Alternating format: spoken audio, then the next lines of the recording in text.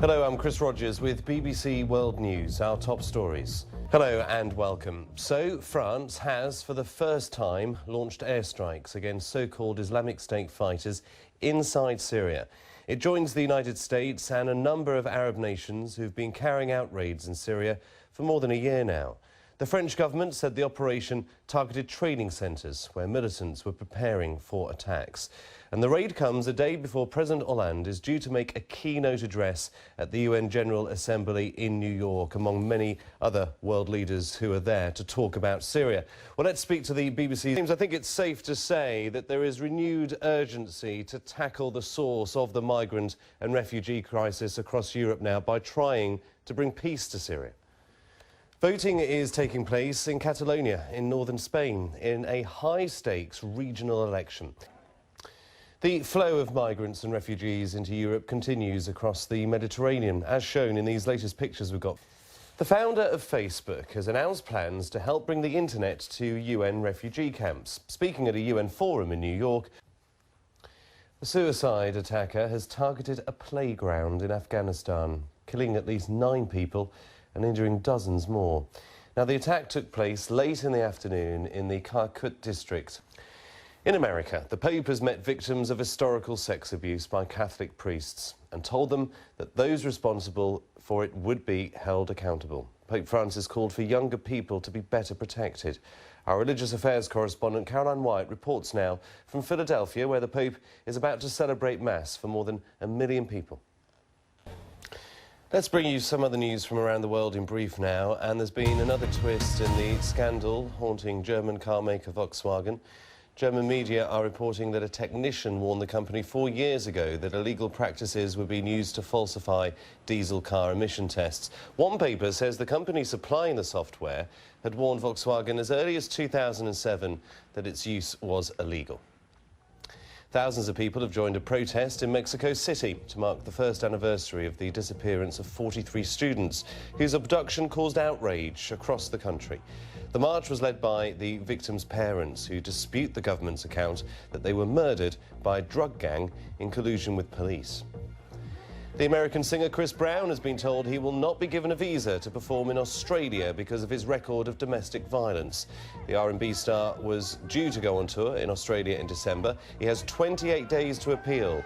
You may remember that in 2009, Chris Brown pleaded guilty to assaulting his then-girlfriend, the pop star Rihanna. Do stay with us here at BBC World News. 11 tries for Australia in the Rugby World Cup. We'll have that and the rest of the world sport coming up.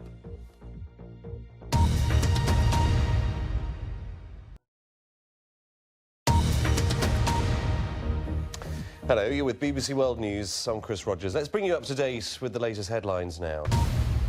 Campers in Australia have had a lucky escape as a sinkhole the size of a football pitch opened up, swallowing their vehicles and tents.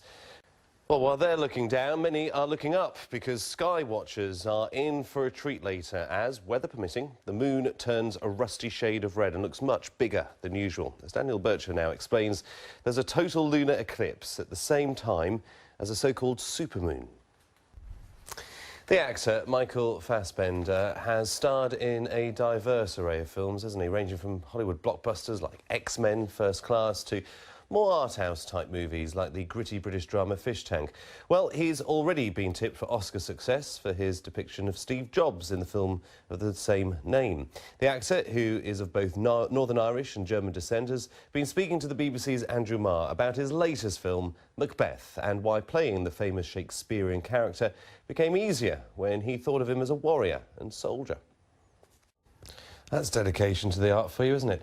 Now, it was unusually quiet on the streets of central Paris today, Sunday. That's because cars were banned.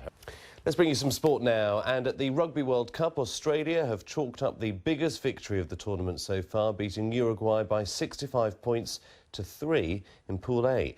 It comes after England's defeat to Wales in the same group. Paul Frostick reports. Well, Scotland were given a huge scare in the first half of their match in Pool B. It was against the USA, before eventually winning 39-16. Mercedes returned to the front of Formula One as Lewis Hamilton dominated the Japanese Grand Prix to put a stranglehold on the title race. His teammate Nico Rosberg fought up from fourth to finish second. The German dropped back after being forced wide by Hamilton as they disputed the lead in the first two corners. Nick Parrott was watching. Now, the fear of spiders is very common around the world, but a man in the United States got more than he bargained for when he tried to kill one at a petrol station by burning it. Bad idea? Here's a member of staff explaining what happened next. He didn't have a cigarette. He didn't have anything on him. So all of a sudden I looked out and I seen flames. There's some people that are scared of spiders, but... Would you set it on fire? No. He was sorry. He apologized. He was sorry he didn't know, and you know, it's just one of them things that happen. Stupidity. That's all I would call it. Do you know gas go boom?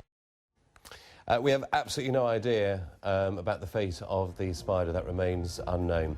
Don't forget, you can keep up to date at bbc.com. You can get in touch with me on Twitter. @Chris Rogers BBC is the address.